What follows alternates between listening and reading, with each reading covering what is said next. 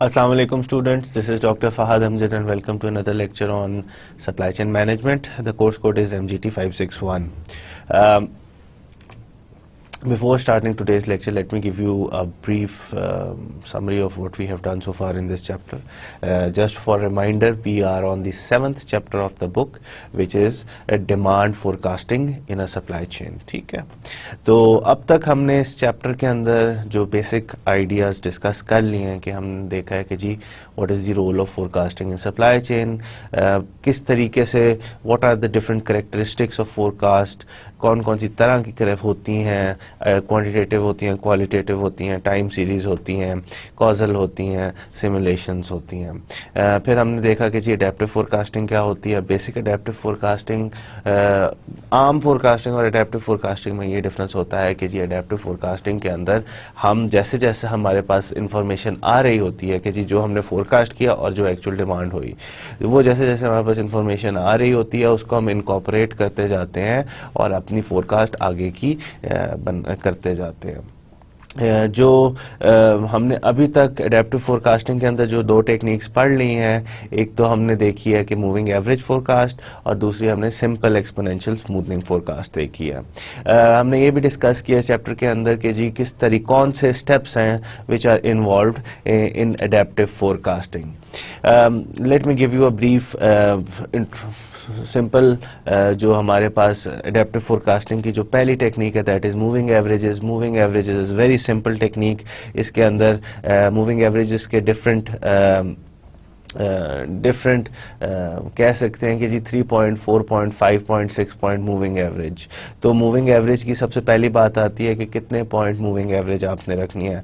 अगर आप 3 point moving average रखते हो, 3 पॉइंट मूविंग एवरेज, तो उसके अंदर जो लास्ट 3 वैल्यूज़ होती हैं उनको हम कंसिडर करते हैं, उनका एवरेज लेते हैं। अगर हम 4 पॉइंट मूविंग एवरेज ले रहे हों तो उसके अंदर लास्ट 4, अगर 5 पॉइंट है मूविंग एवरेज तो उसके अंदर लास्ट 5 पॉइंट्स को हम कंसिडर कर रहे होते हैं। और जाहिर बात है 3 पॉइंट मूविंग एवरेज है तो लास्ट 3, लेट्स से कि जी अगर हम टाइम टी में खड़े हैं तो t-1 की क्या डिमांड थी, इसी तरह से t-2 की क्या डिमांड थी और इसी तरीके से t-3 की क्या डिमांड थी। लेट्स से कि जी हम अभी हमने फोरकास्ट करनी है दिसंबर के महीने, लेट्स से कि जी हमने अप्रैल के महीने की फोरकास्ट करनी है, तो हम क्या देखेंगे, जनवरी, फरवरी, मार्च,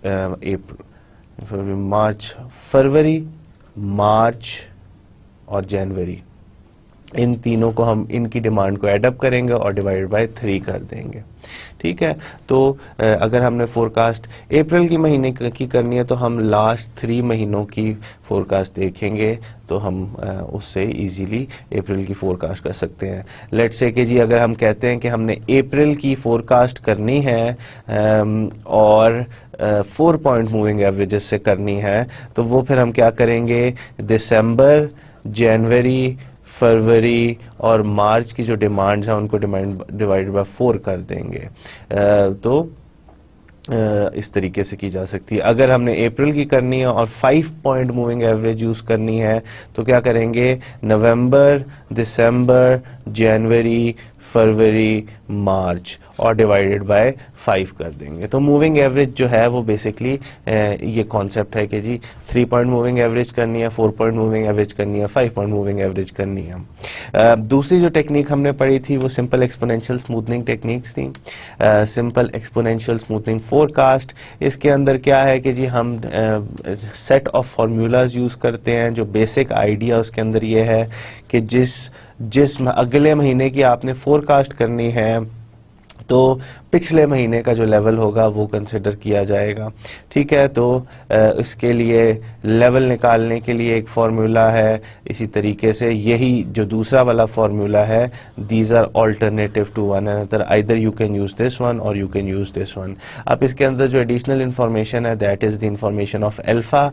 अल्फा क्या है, अल्फा बेसिकली कहते हैं स्मूथनिंग कांस्टेंट है इसको। ये स्मूथ कितना लेवल तक आपने स्मूथ करना है उसको हमें अल्फा कहते हैं। अब अभी तक मैं आपको जितने भी क्वेश्चंस पढ़ा रहा हूं या जितनी भी मैंने आपको टेक्निक्स कराई हैं उनके अंदर मैंने अल्फा आपको गिवन फॉर्म में दिया है कि प्रॉब्लम के अंदर भी अल्फा दिया हुआ है।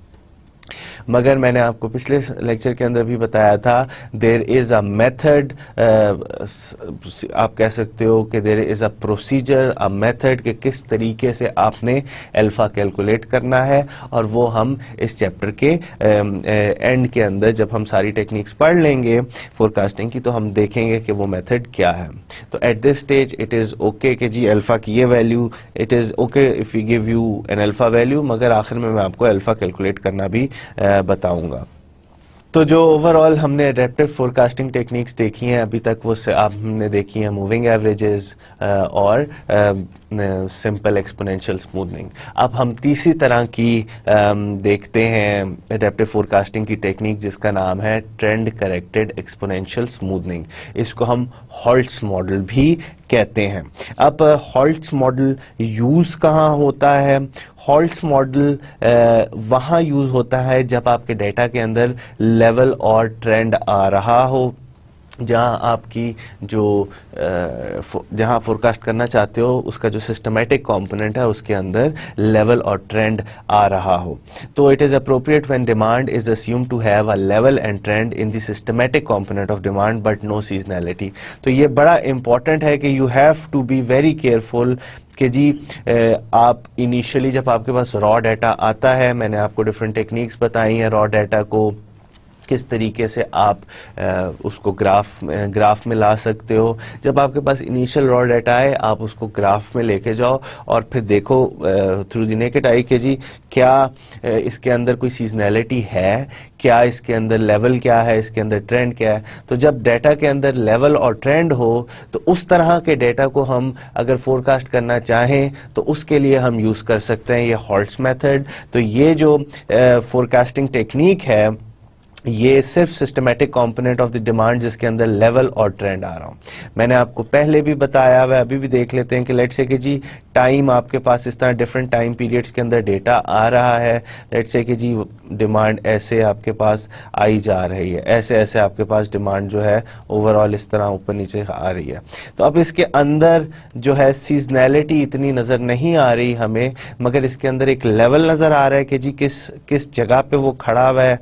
ये आपके पास लेट्स से कि जी ये डिमांड है कि जी डिमांड इन यूनिट्स वॉल्यूम जो भी आप डालें इसके अंदर, तो ये इसके अंदर लेवल भी आ रहा है और इसके अंदर ट्रेंड भी आ रहा है। ठीक है, अब अगर आपके पास डेटा ऐसा होता कि जी उसके अंदर ऐसे ऐसे ऐसे ऐसे ऐसे ऐसे तो डिफरेंट आपके पास पॉइंट्स होते हैं कि जहाँ उसके अंदर वो कमी ज़्यादती हो रही है और साइक्लिक हो रहा है, तो उसके अंदर क्या है आपके पास सीजनैलिटी भी है, आपके पास डेटा आहिस्ता आहिस्ता ऊपर भी जा रहा है। तो इस तरह की डिमांड के अंदर लेवल भी है, ट्रेंड भी है और सीजनैलिटी भी है। तो जो ट्रेंड करेक्टेड एक्सपोनेंशियल स्मूथनिंग जिसको हम हॉल्ट्स मॉडल कहते हैं वो सिर्फ यूज होता है इन दी केस जहां आपके पास सिस्टमैटिक कंपोनेंट्स के अंदर लेवल और ट्रेंड हो। तो हम इसको इस तरह के केस के अंदर यूज कर सकते हैं, जहां सीजनैलिटी हो हम वहां उसको यूज नहीं कर सकते। देखते हैं कि जी ओवरऑल है क्या, किस तरीके से हम इसको कैलकुलेट कर सकते हैं। अब मैंने आपको रिग्रेशन एनालिसिस भी पिछली स्लाइड के अंदर, पिछले लेक्चर के अंदर बताया कि किस तरह किया जा सकता है। तो ये ओवरऑल रिग्रेशन एनालिसिस की से सिमिलर है, मगर इसमें थोड़ी बहुत डिफरेंस है। अब देखें, we obtain the initial estimates of level and trend by running a linear regression. ठीक है, तो हमारा जो ओरिजिनल है कि जी demand at time t is equal to a t plus b. अब ये अगर आपको याद हो, ए वो वाला पॉइंट है जो मैंने आपको रिग्रेशन लाइन बताई थी, that was y is equal to a plus b x. तो आपके पास इसके अंदर सिंपल वही रिलेशनशिप है कि जी एक के अंदर t आ रहा है, एक के अंदर b इस तरह से हो रहा है। तो हमारे पास एक लेवल है जहां से लाइन ने स्टार्ट होना है और एक लाइन का स्लोप होगा जो आहिस्ता आहिस्ता टाइम के साथ चेंज होगा। तो इस इक्वेशन के अंदर भी ये वाला जो है आप कह दें कि जो a इसके अंदर शो हो रहा है that is the slope of the line, और ये जो है ये लेवल जो इनिशियल पॉइंट जहां से वो स्टार्ट हो रहा है। तो डिफरेंट बुक्स के अंदर डिफरेंट इक्वेशंस के लिखने के तरीके के डिफरेंट होते हैं, मगर at the base the idea is the same कि अगर आपके पास स्ट्रेट लाइन है उसकी इक्वेशन ये होगी a प्लस बी एक्स, जहाँ a आपके पास इनिशियल पॉइंट है जहाँ से वो लाइन स्टार्ट हो रही है और b जो है that is the slope of the line. और ये इक्वेशन आपको एफएससी लेवल पे भी पढ़ाई होगी। मैं अगर इसको ऐसे कर दूं कि जी ये आप अगर y लगा दें और ये आप x लगा दें, तो लेट्स से कि जी यहाँ से लाइन स्टार्ट हो रही है और आहिस्ता आहिस्ता ये ऐसे जा रही है, तो जैसे जैसे x चेंज हो रहा है तो आपके पास y की वैल्यू भी चेंज हो रही है। और ये क्या है, this is the slope of the line, और ये पॉइंट क्या है, that is the a point कि जहाँ से लाइन स्टार्ट हो रही है, दैट इज द। तो सिंपल रिग्रेशन एनालिसिस में initial estimates of level and trends are taken by running simple regression, linear regression. Regression की बहुत सारी टाइप्स होती हैं, एक लीनियर रिग्रेशन होता है, नॉन लीनियर रिग्रेशंस भी होते हैं, वो ज़रा एडवांस लेवल होते हैं, मगर eight this stage linear regression आप यूज़ करके इजीली आप अपनी जो इनिशियल वैल्यूज़ हैं वो निकाल सकते हैं। अब आपने जैसे जैसे फोरकास्टिंग करनी है, क्योंकि ये अडेप्टिव फोरकास्टिंग है, तो जैसे जैसे आपके पास इंफॉर्मेशन आना शुरू हो जाती है तो आप लेवल और ट्रेंड को फिर से रीफोरकास्ट करते हो या रिवाइज करते हो।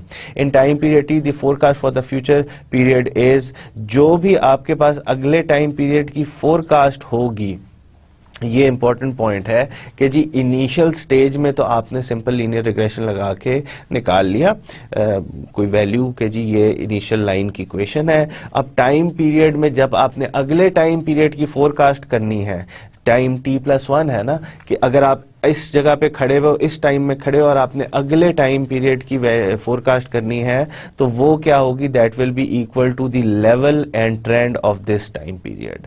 कि जी आप यही कहते हो ना कि मेरे पास डिमांड आज इतनी है तो कल कितनी डिमांड होगी, उतनी होगी जितनी आज है, उससे कम तो नहीं हो रही, क्योंकि आहिस्ता आहिस्ता इसके अंदर ट्रेंड भी है इसके अंदर।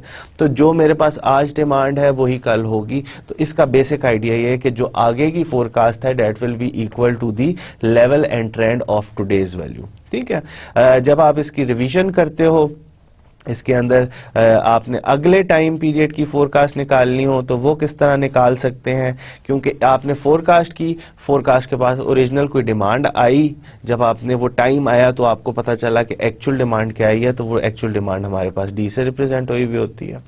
तो अब आपने जैसे ही आपके पास डिमांड आ गई तो आपने उसकी रिविजन की और फिर रिविजन करके आपने LT+1 एंड TT+1 निकाली। तो फिर अब हम इनको निकालेंगे तो फिर हम क्या करेंगे, FT+2 की फोरकास्ट कर सकते हैं यूजिंग दीज टू वैल्यूज। ठीक है, अब इसके अंदर दो चीजें यूज हो रही हैं, इसके अंदर अल्फा और इसके अंदर बीटा यूज हो रहा है।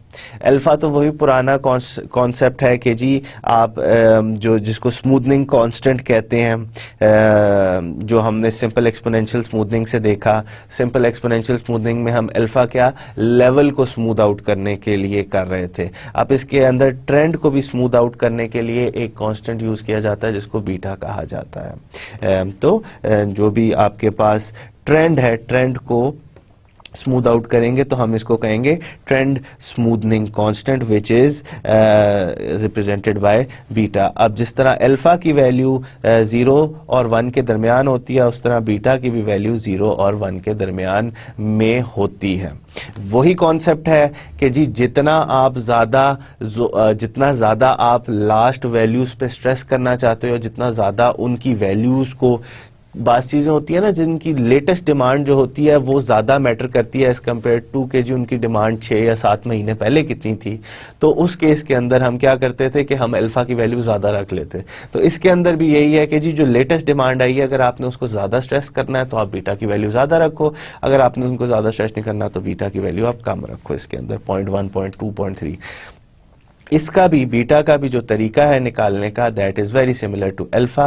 मैं आपको अल्फा का तरीका निकालना सिखाऊंगा, तो बीटा का भी वैल्यू निकालना उसी तरीके से। आगे हम एक और चीज पढ़ेंगे, गैमा, जो सीजनैलिटी को करती है। तो ये सारे के सारे आहिस्ता आहिस्ता हम देखते जाएंगे। तो अब हम फिर से वापस आते हैं हॉल्ट्स मेथड में। सबसे पहले आपने इनिशियल एस्टीमेट निकालना है through after running. Initial estimate किस तरह से निकलेगा, आप एक रिग्रेशन एनालिसिस रन करोगे। जब वो रिग्रेशन एनालिसिस रन कर लोगे तो आप फोरकास्ट करने के काबिल हो जाओगे। फोरकास्ट किस तरह करनी है, अगले टाइम पीरियड की जो फोरकास्ट होगी that will be equal to the trend and level of this time period, वो इस फॉर्मूला से शो हो रही है। और फिर आपने जब आपके पास एक्चुअल डिमांड आ जाएगी, आपने फोरकास्ट कर दी T+1 की, तो जब आपके पास एक्चुअल डिमांड आ जाएगी T+1 की, तो फिर आपने उसको इनकॉर्पोरेट करना है और फिर आपने लेवल एंड ट्रेंड्स को रीकैलकुलेट करके आप F+2 की फोरकास्ट करने के काबिल हो जाओगे। अब जाहिर बात है ये थ्योरी है, theory it is a little bit difficult to understand it theoretically. तो हम इसकी एक एग्जांपल करते हैं। तो जब हम वो एग्जांपल करेंगे तो हमें काफ़ी इजीली उस चीज का अंदाजा हो जाएगा। तो हमारे पास एग्जाम्पल क्या है हॉल्ट्स मॉडल की, that is this is the example 7.3 in your book. तो आप अगर साथ साथ फॉलो करना चाहते हैं तो हॉल्ट्स मॉडल की जो एग्जाम्पल है that is 7.3 in the book which I am following. So please have the same edition, ये ना हो क्योंकि डिफरेंट एडिशंस के अंदर डिफरेंट प्रॉब्लम सेट्स जो होती हैं दे आर डिफरेंट। अब आपके पास ये सिंपल एग्जांपल है कि जी एक इलेक्ट्रॉनिक मैन्युफैक्चरर है जो MP3 प्लेयर्स बनाता है। MP3 प्लेयर्स क्या होते हैं, जिससे ये जो गाने चलाने वाले प्लेयर्स होते हैं ना, वो MP3 प्लेयर्स चलाता है। अब बेसिकली आपके पास उस मैन्युफैक्चरर के पास पिछले 6 महीनों की या 6 वीक्स की जो भी यूनिट है वो है लास्ट 6 मंथ्स की उसके पास डिमांड इंफॉर्मेशन है कि जी पहले महीने में क्या थी डिमांड, दूसरे में क्या है, तीसरे में क्या है, चौथे में क्या है, 5वें में और 6वें में। तो ये आपके पास लास्ट 6 मंथ की MP3 प्लेयर्स की डिमांड है। अब ये जाहिर बात है सारी डिमांड जो है it is in thousands, so it is okay. अब एडिशनली अगर आप 1000 सारों को एक लेवल पे ले आओ तो इट्स नो प्रॉब्लम। अब इस प्रॉब्लम के अंदर पहले से अल्फा एंड बीटा की वैल्यू दी हुई है, तो अगेन हम अल्फा की वैल्यू निकालना सीखेंगे। तो at this stage just for the sake of understanding halts model हम अल्फा और बीटा को अभी लेट से कि जी हमें गिवन है, बाकी आगे हम निकालेंगे। अब हम जब सिंपल रिग्रेशन एनालिसिस रन करेंगे तो हम किस तरह से रन करेंगे, late me give you an example कि सिंपल रिग्रेशन एनालिसिस किस तरीके से रन किया जा सकता है। आप सिंपल वर्ड डॉक्यूमेंट एक्सेल के अंदर जाओ, एक्सेल के अंदर आप डिफरेंट वैल्यूज़ जो डिमांड की वैल्यूज़ हैं वो डालते हैं और फिर हम देखते हैं कि किस तरीके से हम उसको रन कर सकते हैं। ये सिंपल एक्सेल की शीट खुल गई, आपकी बुक की जितनी भी एग्जांपल्स हैं वो उसकी एक्सेल की शीट्स मैंने साथ दी हुई हैं इस कोर्स के, तो आप चैप्टर वाइज उनको खोल सकते हो। मैं इधर जल्दी से एंटर कर देता हूँ data, 1st month, 2nd month, 3rd month, 4th month, 5th month and 6th month. एक रो में मैंने मंथ्स डाल दिए, दूसरी रो के अंदर मैं डिमांड वैल्यू डाल देता हूँ। पहले महीने के अंदर कितनी थी 8415, दूसरे महीने के अंदर 8732, तीसरे महीने के अंदर 9014 थी, चौथे के अंदर 9808 थी, 5वें के अंदर 10,413 और छठे के अंदर 11,961 थी। तो ये हमने सिंपल जो आपकी प्रॉब्लम दी हुई है उसके अंदर हमने देख लिया कि जी ये वैल्यू थी। अब मैं फिर से इसको सिंपल रिग्रेशन एनालिसिस करूंगा, डाटा के अंदर डाटा एनालिसिस में जाऊंगा और मैं कहूंगा I want a regression analysis है। ठीक है, रिग्रेशन एनालिसिस में वही बात पिछले लेक्चर के अंदर भी मैंने आपको समझाई थी कि जी अब हमें एक्स और वाई रिप्रेजेंट करना है। अब एक्स जो होता है that is independent variable, y जो है दैट इज डिपेंडेंट वेरिएबल, कि वाई की वैल्यू एक्स पे डिपेंड कर रही होती है। वो बेसिक इक्वेशन जो थी ना y is equal to a plus b x, वो लाइन की इक्वेशन है, तो उसमें जो y की वैल्यू है that is dependent on the value of x। तो किस तरीके से हम इसके अंदर डालेंगे, y जो है हमारे पास हम इसके अंदर डाल देंगे कि जी जो सारी की सारी डिमांड है वो हम y के अंदर डाल देंगे, और जो आपके पास x है, क्योंकि मंथ तो इंडिपेंडेंट है ना, demand is dependent on the month, month is not dependent on the demand. So इसके अंदर जो इंडिपेंडेंट चीज है that is time, that is the month जो आ रहा है। जो डिमांड है that is dependent on the month, तो हम उसके अंदर जो इंडिपेंडेंट वेरिएबल है x की जगह पे डाल देंगे, वो ये डाल दिया। अब हम कहते हैं कि हमें आप इसके अंदर दे दो इक्वेशन, तो ये अब आपके पास आ जाती है ओवरऑल रिग्रेशन की समरी। रिग्रेशन की बाकी बहुत सारी वैल्यूज होती हैं, R square, adjusted R square, standard error, ये आपने जब बिजनेस स्टैटिस्टिक्स पढ़ा होगा तो ये आपको पढ़ाई गई होंगी कि जी आर स्क्वायर क्या होता है, रेजिड्यूअल क्या होता है, आर स्क्वायर वैल्यू क्या होती है, मल्टीपल आर स्क्वायर क्या होती है। अगर आपको नहीं पढ़ाई गई या अगर आप भूल गए हो तो यू कैन ऑलवेज गूगल के जी रिग्रेशन एनालिसिस के अंदर मल्टीपल आर क्या होता है, आर स्क्वायर क्या होता है, तो you will get a lot of answers बहुत ईजिली। आपको कॉन्फिडेंस इंटरवल क्या होता है, सिग्निफिकेंस क्या होती है, तो ये सारी की सारी चीजें आपको मिल जाएंगी। At this stage what we are interested कि जी ये दो वैल्यूज क्या है, इसका इंटरसेप्ट क्या है और इसका जो y वेरिएबल जो x के जो वेरिएबल है वो क्या है। तो इंटरसेप्ट वो वाला पॉइंट है जहां से ये लाइन स्टार्ट होएगी और जो उसका स्लोप होगा वो हमें इधर से ये बता रहा है, ठीक है। तो इंटरसेप्ट ये वाला वो पॉइंट है जहां से वैल्यू जो लाइन है वो स्टार्ट हो रही है और जो लाइन का जो स्लोप है वो हमें ये वाली वैल्यू बता रही है एक्स वेरिएबल। अब अगर आप अपने उसके अंदर भी देखो बुक के अंदर, तो आपके पास एक आंसर 7367 आया हुआ है और दूसरा आंसर 673 आया हुआ है। तो जब हमने इनिशियली रिग्रेशन एनालिसिस रन कर लिया तो हमारे पास ये दो वैल्यू आ गई, एक 7367 आ गई और एक हमारे पास 673 आ गई, ठीक है। फोरकास्ट फॉर द पीरियड 1, अब क्या फोरकास्ट करनी है पीरियड 1 की। अब मैंने आपको बताया था कि जो हॉल्ट्स मॉडल है उसके अंदर जो अगले टाइम पीरियड की फोरकास्ट होती है that is equal to the level and trend of the last time period, ठीक है। तो आपके पास इनिशियल आइडिया, इनिशियल वैल्यूज आ गई हैं, तो फर्स्ट टाइम पीरियड की फोरकास्ट जो होगी that will be equal to level and trend of the last time period या जीरो टाइम पीरियड की, ठीक है। तो आपके पास इनिशियल फोरकास्ट इतनी आ गई इसकी। अब इनिशियल फोरकास्ट आपके पास आ गई है, तो अगर हमने एरर इसके अंदर कैलकुलेट करना हो तो हम इजीली एरर कैलकुलेट कर सकते हैं। किसी भी फोरकास्टिंग टेक्निक के अंदर अगर आपने एरर कैलकुलेट करना हो तो जी आपने पहले पीरियड के अंदर एरर कितना किया, जो फोरकास्ट जो आपकी थी और जितनी ओरिजिनल डिमांड आ गई। फोरकास्ट आपके पास जो थी 8040 की थी और जो ओरिजिनल डिमांड थी दैट वाज अबाउट 8415। 8415 हमारे पास पहले से ही डेटा मौजूद है, दिस इज हिस्टोरिकल डाटा, तो ये आपके पास ऑलमोस्ट इतना एरर आ गया है, ठीक है।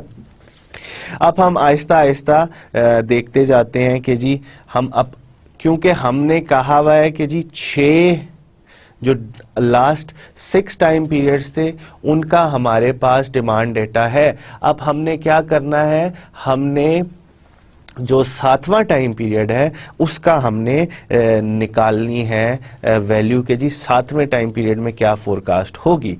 तो जाहिर बात है जो इसका जो बेसिक फार्मूला है कि जी अगले टाइम पीरियड की जो फोरकास्ट है वो पिछले टाइम पीरियड की लेवल और पिछले टाइम पीरियड का ट्रेंड है, ठीक है। तो हम आहिस्ता आहिस्ता जाते हैं। अब हमारे पास फोरकास्ट हमने निकाल ली, हमारे पास ओरिजिनल डिमांड है पहले टाइम पीरियड की, तो हम लेवल 1 की जो है L T plus 1, let me delete it, L T plus 1 is equal to alpha D T plus 1, ये आपके फॉर्मूलाज हैं जो इसकी हॉल्ट्स मॉडल के। आप इसके अंदर देखें अल्फा जो है स्मूथनिंग कांस्टेंट है 1 minus alpha, this is L T plus D trend T, level on trend. अब आपने अगले टाइम पीरियड का अगर लेवल निकालना है तो वो अगले टाइम पीरियड की डिमांड और पिछले टाइम पीरियड का लेवल और ट्रेंड पे डिपेंडेंट है, ठीक है। इसी तरीके से अगर हमने ट्रेंड निकालना है अगले टाइम पीरियड का तो वो किस तरह से, वो बीटा वैल्यू आएगी उसके अंदर, trend T plus 1 minus L T plus 1 minus beta T of T. तो अगले टाइम पीरियड का जो आपने ट्रेंड निकालना है वो पिछले टाइम पीरियड के ट्रेंड पे डिपेंडेंट है, और अगले टाइम पीरियड का जो लेवल है और पिछले टाइम पीरियड का जो लेवल है, और इसके अंदर बीटा जो ट्रेंड का स्मूथनिंग कांस्टेंट है वो दोनों। अब ये दोनों वैल्यू अल्फा और बीटा की वैल्यू तो हमारे पास गिवन है प्रॉब्लम के अंदर इस वक्त। तो हम अगर हम L1 निकालना चाहते हैं तो हम किस तरह से निकालेंगे? 0.1 जो हमारे पास अल्फा की वैल्यू है, अब देखें L t+1 है तो हमने 1 का निकालना है, तो यहाँ d क्या होगी? d भी जो है वो 1 फर्स्ट टाइम पीरियड की होगी, प्लस 1 में से 0.1 माइनस करेंगे तो दैट विल बी अबाउट 0.9। अब आपके पास L t क्या है? ये हम 1 का निकाल लें तो यहाँ हम L0 लगा देंगे प्लस T0 लगा देंगे। T0 एंड L0 हमने निकाला हुआ है, वो वैल्यूज आपके पास क्या है? ये वाली जो वैल्यू है दैट इज 8040, और ये वाली जो वैल्यू है दैट इज अबाउट 8415। जब आप इसको कैलकुलेट करेंगे तो आपके पास जो L1 निकलेगा दैट विल बी 8078। ये आपके पास L1 निकल आया। अब आपने T1 निकालना है। T1 किस तरह निकलेगा? T1 बहुत इजीली निकलेगा, इस फॉर्मूले को हम यूज करेंगे। आपके पास बीटा की वैल्यू जो है दैट इज गिवन अबाउट 0.2। अब L t+1, अब आपने T1 निकालना है और आपने इसके लिए आपको L1 चाहिए और इसमें से आपने L0 माइनस करना है। ये देखें इन दोनों की सब्सक्रिप्ट, अगले टाइम पीरियड का ट्रेंड निकालना है तो अगले टाइम पीरियड का लेवल आपके पास होना चाहिए और पिछले टाइम पीरियड का लेवल होना चाहिए। तो अब हमने T1 का हम निकाल रहे हैं तो L1 होना चाहिए, L0 होना चाहिए, बीटा के साथ उसको मल्टीप्लाई कर देंगे, plus 1 minus beta is about 0.8, और फिर हम इसको T ऑफ लास्ट टाइम यानी कि ट्रेंड जो है, क्योंकि हमारे पास इस वक्त 1 का निकाल रहे हैं तो हमने लास्ट टाइम पीरियड पे T0 करेंगे। इसकी जो T0 की वैल्यू आपके पास जो आ रही है दैट इज 673। इसी तरीके से L1 की क्या वैल्यू है? That is 8078। L0 की क्या वैल्यू है आपके पास? 7367। जब आप इसको कैलकुलेट करेंगे तो इट विल बी 681। तो अब हमने क्या कर लिया? हमने L1 एंड T1 निकाल लिया।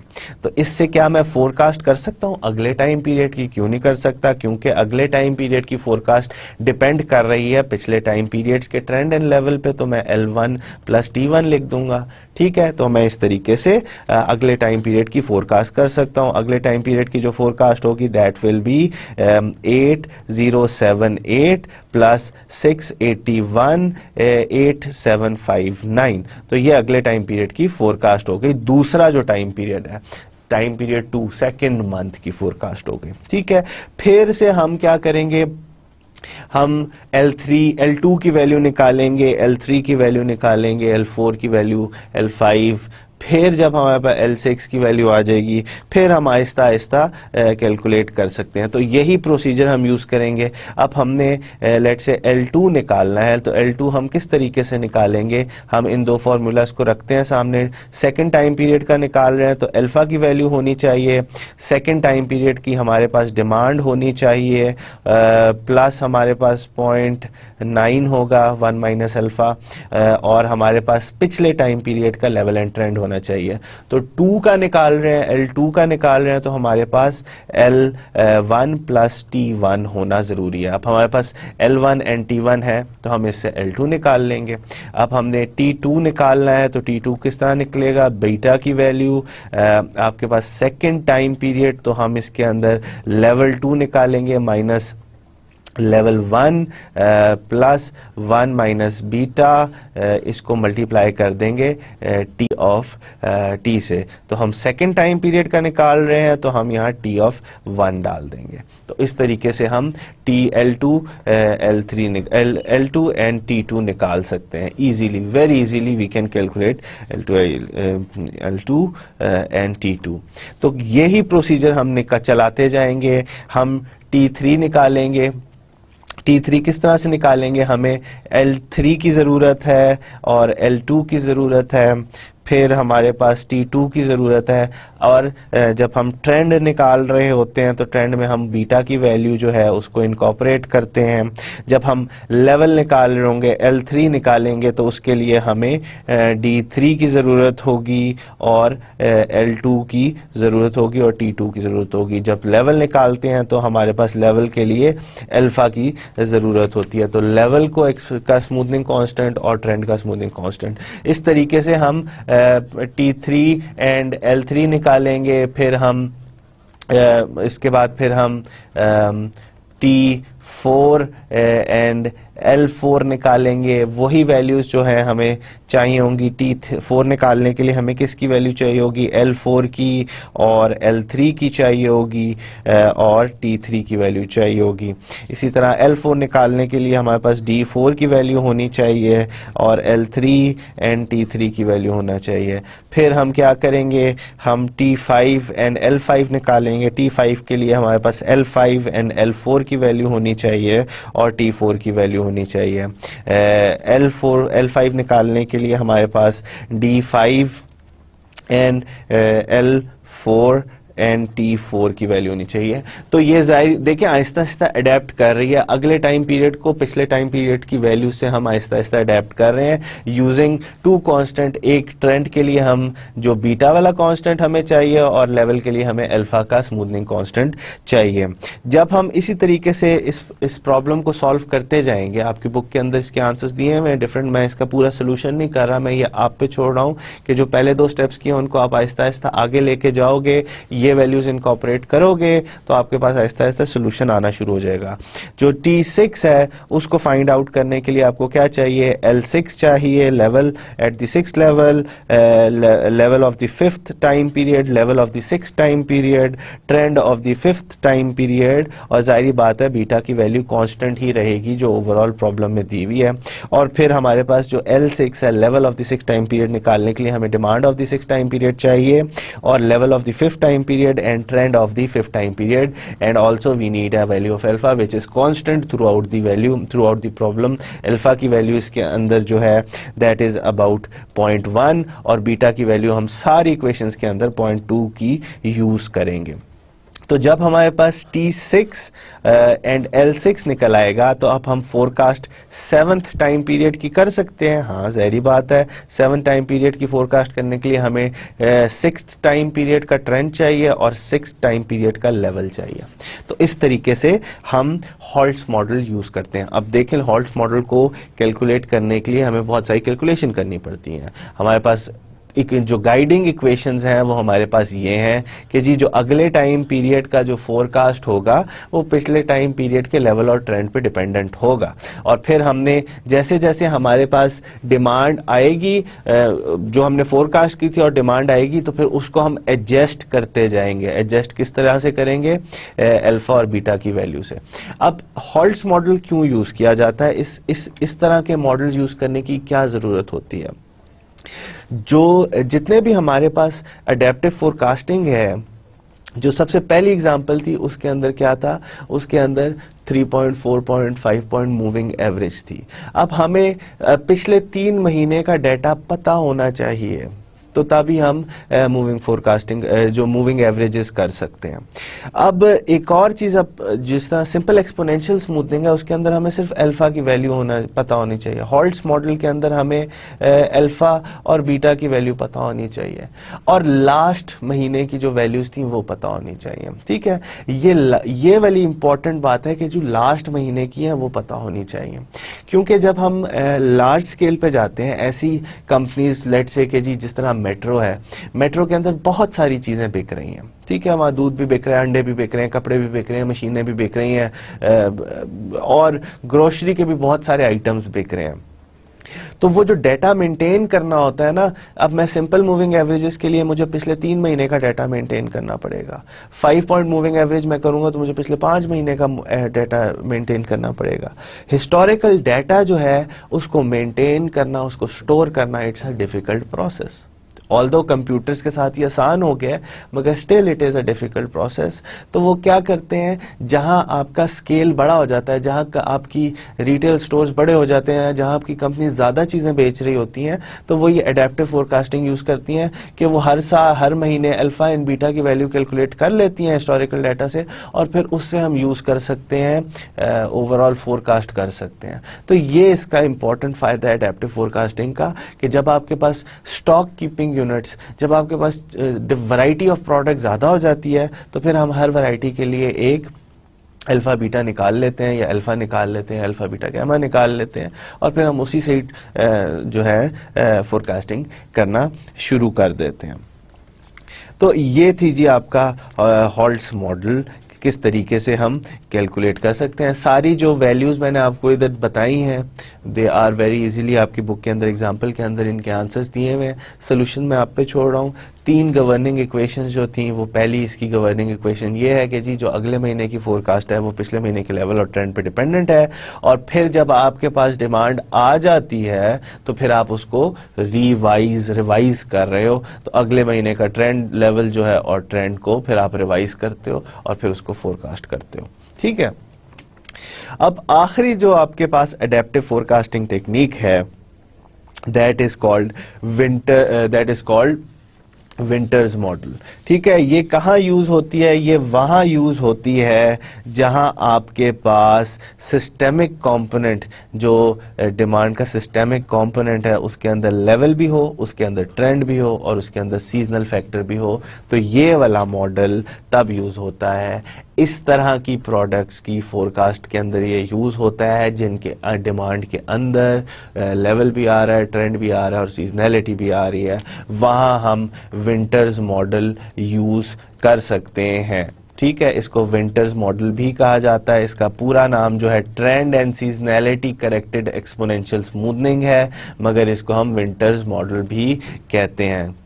It is appropriate when the systemic component of the demand is assumed to have a level, a trend and a seasonal factor. ठीक है, अब किस तरीके से इसकी फोरकास्ट की जाती है, ये आइडिया वही है कि जी अगले महीने की जो फोरकास्ट है या अगले टाइम पीरियड की जो फोरकास्ट है वो पिछले टाइम पीरियड के लेवल और ट्रेंड पे डिपेंडेंट है, और अगले टाइम पीरियड की जो सीजनल इंडेक्स है उस पर डिपेंडेंट है। ये वाला भी फॉर्मूला इसी का ही सिमिलर फॉर्मूला है, they tell you the same story.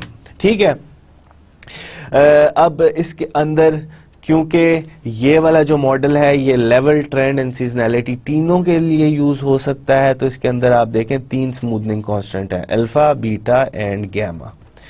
Alpha आपके पास लेवल को स्मूथ आउट करने के लिए है, बीटा जो है आपको ट्रेंड को स्मूथ आउट करने के लिए है, और जो आपके पास गैमा है that is to smooth out the seasonality, तो सीजनल फैक्टर को स्मूथ आउट करने के लिए। तो अल्फा को हम कहते हैं smoothing constant for level, beta को हम कहते हैं स्मूथनिंग कांस्टेंट फॉर ट्रेंड, और गैमा को हम कहते हैं smoothing constant for seasonal factors. ठीक है, वही बात है कि जी अगले टाइम पीरियड का लेवल जो आपने निकालना है that is dependent on the smoothening constant, और अगले टाइम पीरियड की जो डिमांड आ रही है और अगले टाइम पीरियड का जो सीजनल फैक्टर आ रहा है, और पिछले टाइम पीरियड की जो लेवल था और पिछले टाइम पीरियड का जो ट्रेंड था। इसी तरीके से अगले टाइम पीरियड का आपने ट्रेंड निकालना है, तो अगले टाइम पीरियड का लेवल क्या है, पिछले टाइम पीरियड का लेवल क्या है, और पिछले टाइम पीरियड का ट्रेंड क्या था। जब आपने अगले टाइम पीरियड, अब ये जो है इसके अंदर जो तीसरी, इसके अंदर ये जरा डिफरेंट है इक्वेशन। ये क्या है, ये जो है ना सीजनल फैक्टर है। तो सीजनल फैक्टर में अगर आपको प्रॉब्लम में याद हो तो मैंने आपको बताया था पीरियोडिसिटी, और हमारी जो इनिशियल प्रॉब्लम थी उसके अंदर पीरियोडिसिटी 4 थी कि ये जो सीजन का ये वाला सेक्शन है ये हर 4 टाइम पीरियड्स के बाद आ रहा था। ठीक है, तो आपको पीरियोडिसिटी पता होनी चाहिए कि कितने टाइम पीरियड बाद वो बिहेवियर रिपीट हो रहा है। तो अगर आपने अगले टाइम पीरियड प्लस पीरियोडिसिटी, अगर आपने लेट से टाइम पीरियड 1 पे खड़े हो, आपने जो सीजनल फैक्टर है वो फर्स्ट टाइम पीरियड का निकाला है, तो फिर पीरियोडिसिटी का जो अगला होगा that will B time period 5th time period. ठीक है। 5th के बाद आप 9th का निकालोगे एस की वैल्यू, ठीक है, कि 4 की वैल्यू होगी। तो अगले टाइम पीरियड के लिए आपको चाहिए कि जी पिछले टाइम पीरियड की अगले टाइम पीरियड की जो डिमांड है, अगले टाइम पीरियड का जो लेवल है और अगले टाइम पीरियड का जो सीजनल फैक्टर है, ठीक है। तो ये हम देखते हैं प्रॉब्लम, जब हम इसको सॉल्व करेंगे तो हमें पता चल जाएगा। इनिशियली आपके पास जो इनिशियल एस्टिमेट्स आपके पास जो है लेवल, ट्रेंड और सीजनैलिटी के, वही प्रॉब्लम के ओरिजिनल प्रॉब्लम जो हमने ताहो सॉल्ट की जो ओरिजिनल प्रॉब्लम पड़ी थी वो हमारे पास ये डेटा है। आप जाके जो ओरिजिनल एग्जांपल थी बुक की, दैट वाज आई थिंक इस चैप्टर की जो ओरिजिनल एग्जांपल थी that was 7, that was discussed in figure 7.1, और यही चीज़ जो हमने ओरिजिनली की थी इस जब हमने चैप्टर स्टार्ट किया था उसके अंदर हमने एक ओरिजिनल जो प्रॉब्लम पड़ी थी दैट वाज ताहो सॉल्ट की। तो वो बेसिक जो डेटा है ओरिजिनली हमने वहीं से उठाया हुआ है कि जी L0 एंड T0 आपके पास ये है। ये L0 एंड T0 हमने किस तरह से निकाला था, पहले डेटा को डीसीजनलाइज किया था, डीसीजनलाइज करके हमने रिग्रेशन एनालिसिस रन किया था। रिग्रेशन एनालिसिस से हमारे पास लेवल और ट्रेंड्स की वैल्यू आ गई थी, तो ये वैल्यू हमने उस तरह से निकाली थी। और ये किस तरह से हमने निकाली थी, डेटा को एक्चुअल डेटा और डीसीजनलाइज डेटा के दरमियान में रेशोज निकाल के S1, S2, S3, S4 निकाला था। वो किस तरह निकाला था, पहले हमने ओरिजिनल रॉ डाटा था हमारे पास और हमारे पास डीसीजनलाइज डेटा था, उन दोनों को फिर हर सीजन का हमने इंडेक्स निकाला था, और जब पीरियोडिसिटी थी तो उसके पीरियोडिसिटी के हिसाब से जो इंडेक्स थे उनका हमने एवरेज ले लिया था। तो इंडेक्स का हमने एवरेज आउट कर लिया था based on the value of periodicity, ठीक है। तो अब हमने फोरकास्ट करनी है अगले टाइम पीरियड की। F1 हमने forecast for the first time period. तो फोरकास्ट इसके अंदर क्या कि जी जो अगले टाइम पीरियड की जो फोरकास्ट होगी that is dependent on the level of the last time period and the trend of the last time period and the seasonal factor of the next time period. तो अब अब f of 1 निकालना है, तो last period में level क्या था, last period में ट्रेंड क्या था, और S1 क्योंकि F1 ये भी T+1 था और इक्वेशन में ये भी T+1 था, तो ये दोनों हमारे एक साथ एक जैसे होने चाहिए। तो सीजनल फैक्टर क्या है, S1 दैट वाज अबाउट 0.47। तो हमारे पास ये वैल्यूज आएंगी जब आपको, तो आपके पास जो forecast for this first season is this, the observe demand for this season is 8000। आप 8000 और उसके दरमियान में रिलेशनशिप निकाल लो तो आपको पता चल जाएगा कि इसके दरमियान में एरर कितना है। अब हम अज्यूम कर रहे हैं कि जी हमारे पास जो है अल्फा इतना है दैट इज अबाउट 0.1, बीटा हमारे पास 0.2 है और गैमा हमारे पास 0.1 है, ठीक है।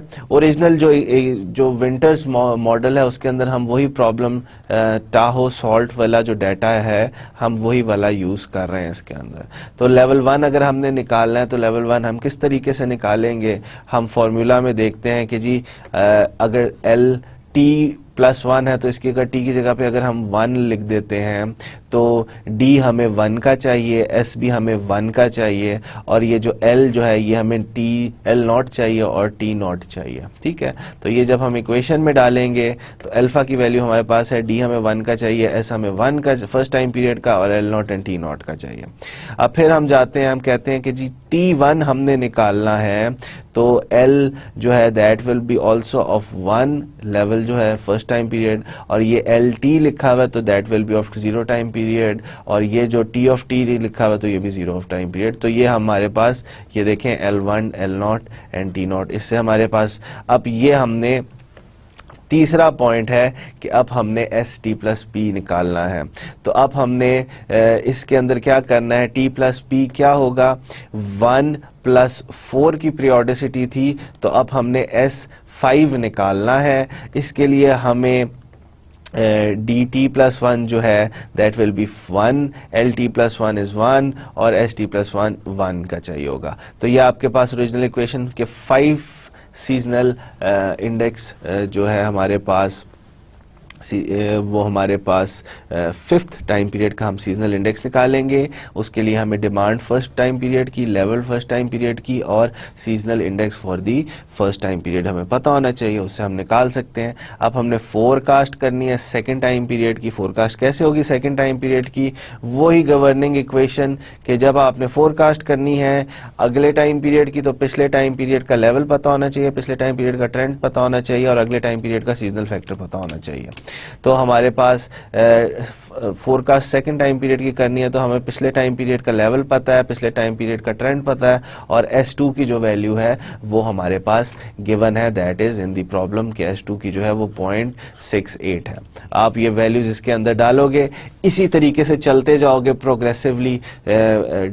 F2 निकाल, L2, T2, S9 इस तरीके से आप निकालते जाओगे वैल्यूज, तो आपके पास आगे फिर कैलकुलेशन आती जाएंगी कि जो आपने जो भी फोरकास्ट करनी है, लेट्स से कि जी 6 टाइम पीरियड तक, तो 7th टाइम पीरियड की अगर फोरकास्ट करनी है तो उसी तरीके से जो प्रोसेस है आहिस्ता आहिस्ता सॉल्व करोगे, पिछले टाइम पीरियड्स की वैल्यू निकाल के अगले टाइम पीरियड की आप सोल्यूशन निकालना शुरू कर दोगे। तो अभी तक हमने जो एडेप्टिव फोरकास्टिंग टेक्निक्स पढ़ी हैं, एडेप्टिव फोरकास्टिंग टेक्निक्स के अंदर हमने पहली चीज ये देखी कि जी हमारे पास जो डेटा था that was in time series, कि हमारे पास सारा जो डेटा था वो टाइम के साथ रिलेटेड था कि जी month of Monday, Tuesday, Wednesday, Thursday, Friday, Saturday को क्या डिमांड थी, या जनवरी, फरवरी, मार्च, अप्रैल, एक टाइम सीरीज आ रही है कि डिफरेंट टाइम्स के साथ इतनी इतनी डिमांड थी। तो अब आपके पास मूविंग एवरेज हम कहाँ यूज कर सकते हैं? ये सारी की सारी जो है एडेप्टिव फोरकास्टिंग टेक्निक्स हैं। एडेप्टिव फोरकास्टिंग के अंदर क्योंकि ये अडेप्ट कर रही हैं, जैसे जैसे आपके पास इंफॉर्मेशन आ रही है तो आपके पास इंफॉर्मेशन किसी टाइम स्केल के साथ रिलेट है तो ये टाइम स्केल मॉडल्स भी कराते हैं और इनको हम एडेप्टिव फोरकास्टिंग भी कह सकते हैं। They are adapting with time, they are adapting with the information that is coming. तो मूविंग एवरेजेस के अंदर हम क्या कर सकते हैं? No trend and no seasonality.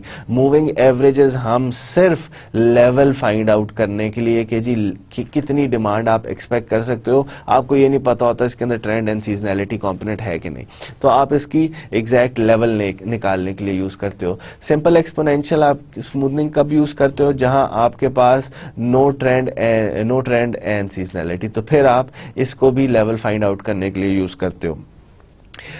इसके लिए हॉल्ट्स मॉडल के अंदर लेवल एंड ट्रेंड आप यूज कर सकते हो, मगर सीजनैलिटी आप यूज नहीं कर, सीजनैलिटी निकालने के लिए आप इसको नहीं यूज कर सकते।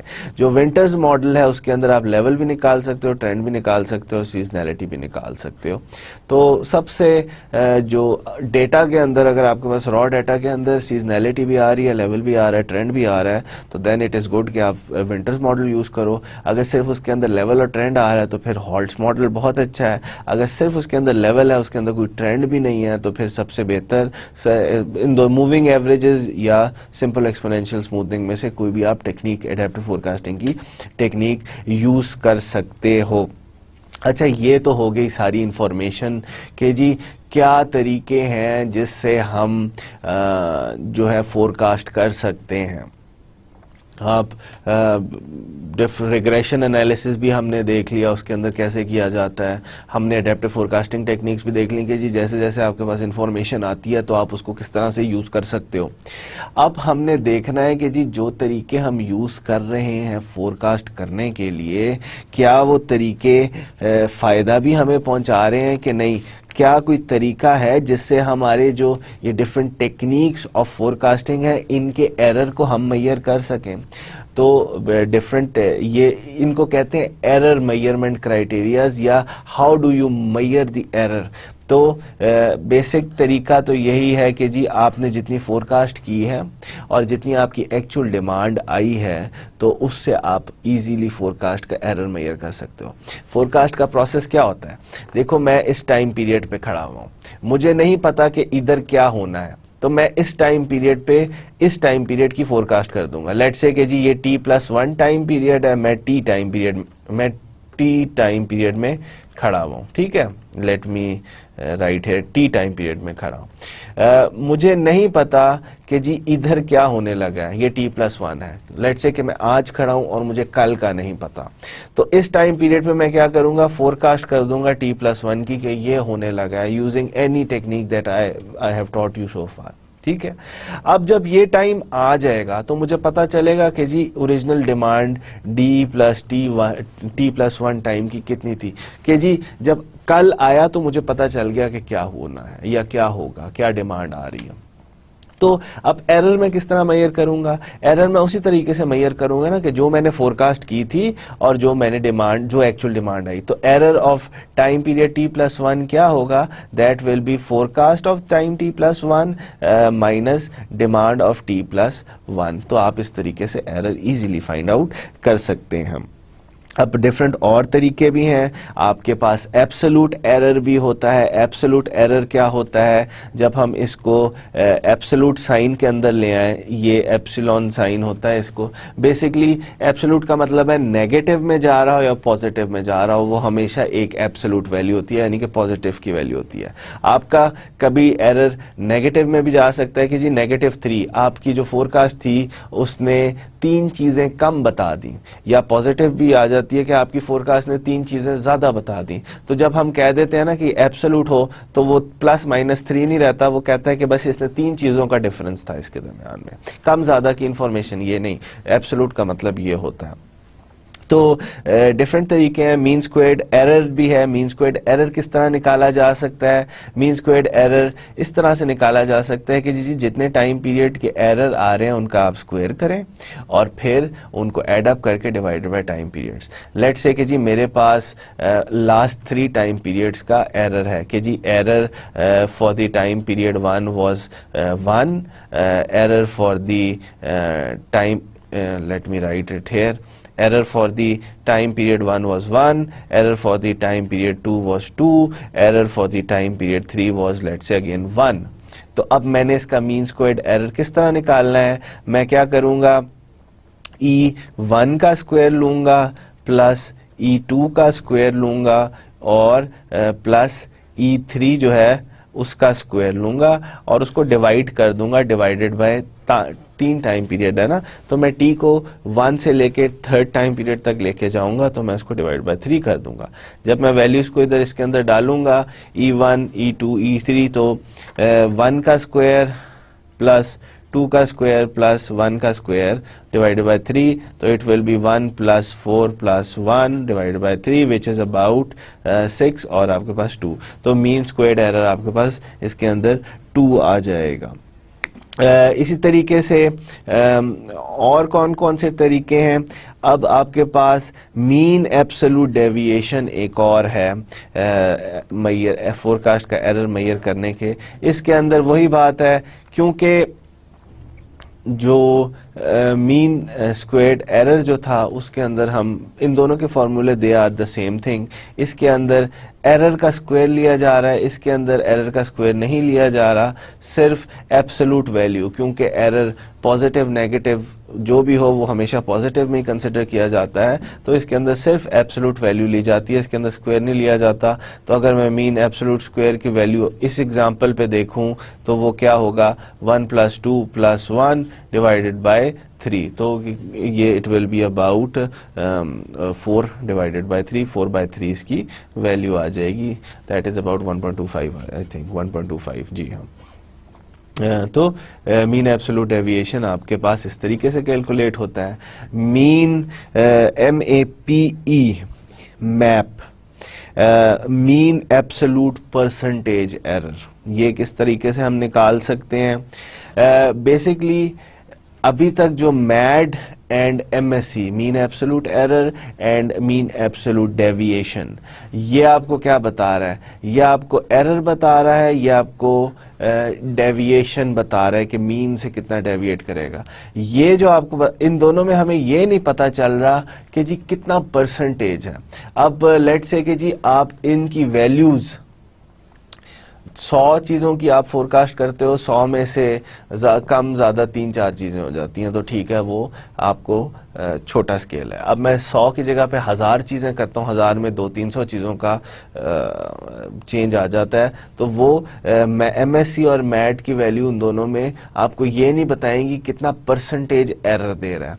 तो मैप जो है MAPE, इस केस के अंदर जो मैप है that will give you accurate, ये आपको बताता है कि जी परसेंटेज वाइज कितना एरर दे रहा है। परसेंटेज जब आ जाती है ना, then the size disappears. You always get the values in percentage के जी 10% एरर दिया, 10%, 5% एरर दिया, तो उससे आपको परसेंटेज एरर पता चल जाए। तो जो मैप है that gives you percentage error कि जी जितना एरर आया है, जितना टोटल डिमांड थी, एरर और डिमांड कितनी थी, उसका परसेंटेज आपको कि जी अगर 40 चीज़ों की डिमांड थी और एरर उसके अंदर 4 का आ गया, तो 1/10 विच इज़ 10% इसका ऑलमोस्ट 10% इसने एरर दे दिया। तो हर टाइम पीरियड के अंदर कितना परसेंट एरर दिया, जब आप उसको divided by time periods n की वैल्यू से करोगे तो आपके पास मीन एब्सोल्यूट डेविएशन आ जाएगी।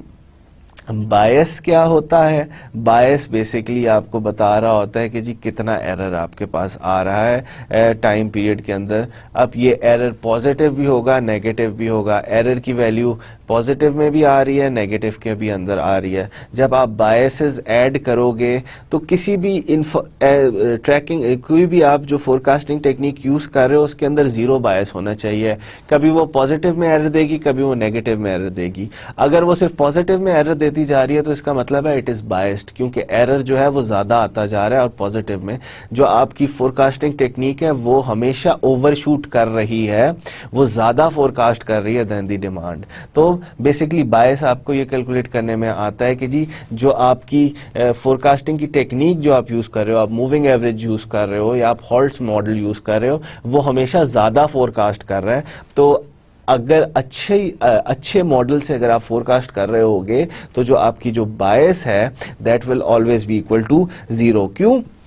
क्योंकि वो कभी ओवरशूट करेगा, कभी अंडरशूट करेगा। तो कभी वो ज्यादा फोरकास्ट करेगा, कभी कम फोरकास्ट करेगा। तो at the end of the day the error should be equal to, let's say कि जी एक महीने में वो +3 के 3 चीजें ज्यादा कह देता है, मगर अगले महीने में वो -3 कर देता है, 3 चीजें कम कर देता है। तो वो जो मॉडल आप यूज कर रहे हो, लेट्स से मैं कहता हूं मैं हॉल्ट्स मॉडल यूज कर रहा हूं, तो वो मॉडल जो मैं यूज कर रहा हूं उसकी बायस 0 है, क्योंकि वो कभी ओवर भी कर जाता है, कभी अंडर भी कर जाता है, अंडर फोरकास्ट करता है, कभी ओवर फोरकास्ट करता है। तो बायस बेसिकली आपको एरर के बारे में बता रहा होता है।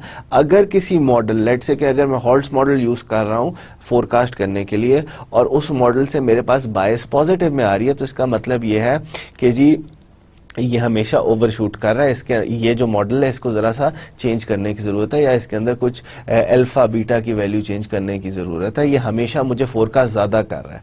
मैं कोशिश ये होती है कि हमारा जो बायस है वो हमेशा 0 पे रहे। जो भी परफेक्ट फोरकास्टिंग टेक्निक होगी वो हमेशा बायस आपको 0 या क्लोज टू 0 रखेगी। वो कभी ओवरशूट करेगी, कभी अंडरशूट करेगी, मगर हमेशा उसके अंदर जो एरर, ओवरऑल एरर है that will be cancelled out. Tracking signal भी जो है that is a variation of bias. इसके अंदर हम क्या करते हैं, ट्रैकिंग सिग्नल के अंदर जो बायस की वैल्यू आ रही है divided by mad, mean absolute deviation.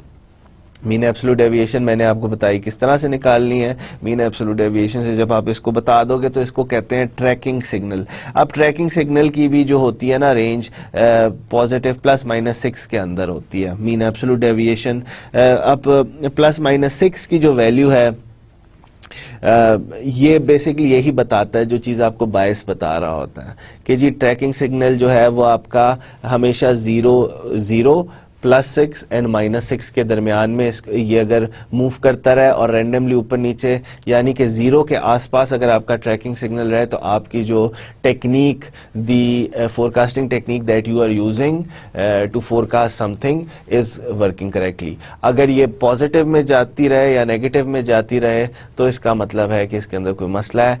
तो बायस और ट्रैकिंग सिग्नल आपको एक ही तरह की इंफॉर्मेशन दे रहे होते हैं।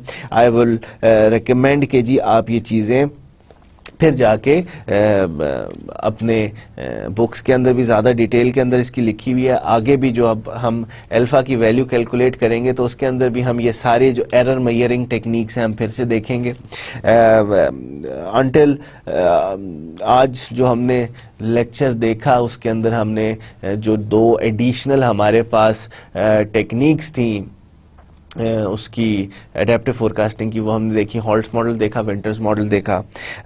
हमने देखा कि जी एडेप्टिव फोरकास्टिंग अगर आपने करनी है तो आप मूविंग एवरेजेस से कर सकते हैं, आप सिंपल एक्सपोनेंशियल स्मूथिंग से कर सकते हैं, आप हॉल्ट्स मॉडल से कर सकते हैं, आप विंटर मॉडल से कर सकते हैं। हमने देखा कि कौन कौन से मॉडल किन किन जगहों पे अप्लाई हो सकते हैं। मूविंग एवरेजेस सिर्फ आपको लेवल फाइंड आउट करने के लिए यूज़ हो सकता है। सिंपल एक्सपोनेंशियल स्मूथनिंग आपका सिर्फ ये भी सिर्फ लेवल के लिए यूज़ होता है। हॉल्ट्स मॉडल जो है that is for level and trend. Winters model जो है लेवल, ट्रेंड एंड सीजनैलिटी तीनों के लिए यूज़ हो रहा होता है। इसके साथ फिर हमने बाद में देखा कि जी हम एरर को किस तरह मेजर कर सकते हैं। एरर मेजर करने के बहुत सारे तरीके हैं। आप सिंपल एरर मेजर करो, जो आपने फोरकास्ट किया, जो एक्चुअल डिमांड आई है वो क्या है, वो दैट इज योर एरर। आप मीन स्क्वायर्ड एरर निकाल सकते हो जिसके अंदर आप एरर का स्क्वायर ले लो तो और उसको divided by number of time period जिसमें आप वो एरर ले रहे हो तो वो मीन स्क्वायर्ड एरर हो जाता है। एब्सोल्यूट एरर क्या होता है, मैट क्या होता है, मीन एब्सोल्यूट डेविएशन। वो यही है कि जी जो एब्सोल्यूट एरर आ रहा है उसको divided by number of time periods कर दें तो वो मीन एब्सोल्यूट डेविएशन आ जाती है। इसी तरीके से मीन एब्सोल्यूट परसेंटेज एरर, ये आपको परसेंटेज में बताता है कि जो कितना परसेंट एरर आ रहा है। तो ये हम जितना एरर आया, जितनी डिमांड थी, उसको जब आप मल्टीप्लाई बाय 100 कर दे तो आपको परसेंटेजेस में आंसर आ जाती है डिवाइडेड बाय n। बायस आपको क्या बता रहा होता है, बायस आपको बता रहा होता है कि जी जो आप टेक्निक यूज कर रहे हो, लेट से आप इन 4 टेक्निक में से कोई टेक्निक यूज कर रहे हो to forecast the demand for let say apples, ठीक है। तो जो लेट से कि मैं हॉल्ट्स मॉडल यूज कर रहा हूं for the forecasting of demand, क्योंकि एप्पल जो है हॉल्ट्स मॉडल नहीं, लेट से मैं विंटर्स मॉडल यूज कर रहा हूँ। मैं विंटर्स मॉडल यूज कर रहा हूँ क्योंकि एप्पल्स की जो डिमांड है उसके अंदर सीजनैलिटी फैक्टर भी आ रहा है, उसके अंदर लेवल एंड ट्रेंड भी आ रहा है। तो मैं कहता हूँ कि जी मैं विंटर्स मॉडल यूज करता हूँ to forecast the demand of apples, ठीक है, एप्पल्स। तो इसको मैं यूज कर रहा हूं। अब मैं विंटर मॉडल यूज करूंगा तो मैं देखूं, फिर उसकी मैं बायस चेक करूंगा साथ साथ कि जी मेरा हर टाइम पीरियड में एरर कितना आ रहा है। अगर ये बायस 0 रहेगा तो तब तक मैं कह सकता हूं कि हाँ जो मैं मॉडल यूज कर रहा हूं वो ठीक है। वो मॉडल कभी ज्यादा बता देता है, कभी कम बता देता है, मगर ओवरऑल एरर जो है वो 0 के आसपास ही है, ठीक है। अगर ये पॉजिटिव में जाना शुरू हो जाए या नेगेटिव में जाना शुरू हो जाए बायस, तो इसका मतलब है कि जो मैं मॉडल यूज कर रहा हूं it is not accurately forecasting the demands of Apple, ठीक है। तो फिर मुझे क्या करना पड़ेगा, या तो मुझे अपने मॉडल के अल्फा बीटा वैल्यूज चेंज करनी पड़ेंगी या alpha beta gamma values change करनी पड़ेंगी, या तो फिर मैं कोई और मॉडल ढूंढूंगा, मैं मूविंग एवरेजेस पे चला जाऊंगा या मैं जो हॉल्ट्स मॉडल है उसके ऊपर चला जाऊंगा। तो ये बायस बेसिकली आपको ये बताता है। ट्रैकिंग सिग्नल भी बायस की ही एक जरा सी वेरिएशन है कि जिसके अंदर जो बायस की वैल्यू है और मीन एब्सोल्यूट डेविएशन। तो ट्रैकिंग सिग्नल के अंदर एक लिमिट आ जाती है +6 एंड -6 और 0 पे इसका मीन होता है। ट्रैकिंग सिग्नल का भी यही होता है कि जी जो इसकी वैल्यू होती है, ये लेट से कि जी ये इसकी अपर लिमिट है, ये लोअर लिमिट है, ये 0 है, ये +6 है, ये -6 है। ट्रैकिंग सिग्नल भी ना आपका इस तरीके से मूव करते रहना चाहिए मीन के आसपास। अगर ये बहुत ज्यादा इस तरह जाना शुरू हो जाए तो इसके अंदर भी मसला है। अगर ये जरा ऊपर की तरफ रहना शुरू हो जाए ट्रैकिंग सिग्नल, तब भी मसला है, क्योंकि फिर your model is not accurately forecasting the demand या रिक्वायरमेंट्स। तो ये सारी की सारी चीज़ें बेसिकली आपकी जो फोरकास्टिंग का एरर होता है उसको मेजर करने के लिए इस्तेमाल होती हैं। आज के लेक्चर के लिए आई थिंक इतना ही काफ़ी है। अगले लेक्चर के अंदर हम फिर देखेंगे कि जी अल्फ़ा की वैल्यू हम किस तरह निकाल सकते हैं। Until next time, this is doctor Fahd Amjad. अस्सलाम वालेकुम।